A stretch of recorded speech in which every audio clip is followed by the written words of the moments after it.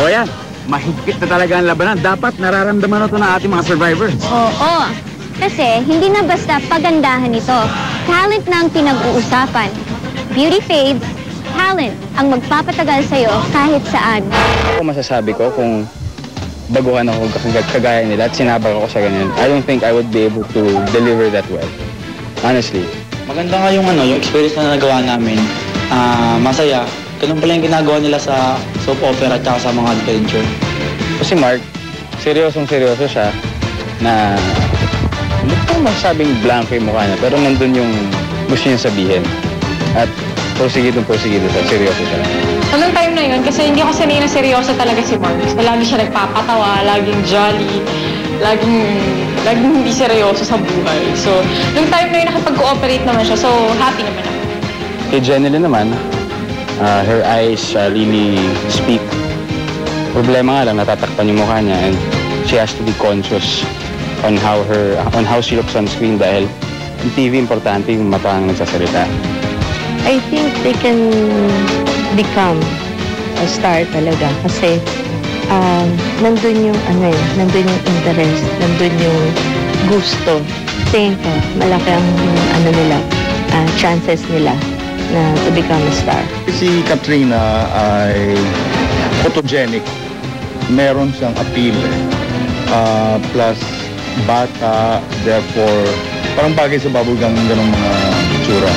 Meron naman siyang potensyal, kaya at least siguro pag sumikat ka at pag ikaw ang nanalo, edi ang saya ko kasi ako unang naka-eksena mo, di ba? Yung potential niya malaki. Feeling ko may na-accomplish ako na parang wow. Kaya medyo namang mangyak-ngyak ako kanina. Hindi siya nag-lose ng eye contact, which is important dahil hindi na madalas yung ginagawa namin yung niya. So okay naman ang kinalabasan. Hindi naman ako nahihirapan, so tingin ko hindi rin naman siya nahihirapan. Okay, Tyron.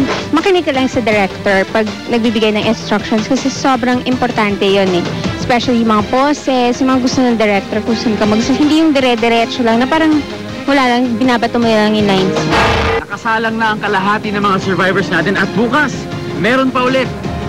Bawat araw, di tinitigilan, kaya dapat walang kapaguran. Dahil dito sa Starstruck, everything is a test. And only those who believe in the power of their dreams will survive.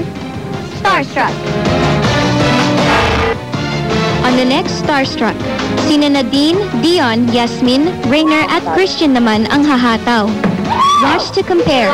Sino ba sa 10 deserve to stay sa Starstruck? Central's Tony and Guy, Espania Towers, Dicky, Swatch, Dermstrata, Salon Isabel by Agatha, Samsung Electronics Philippines.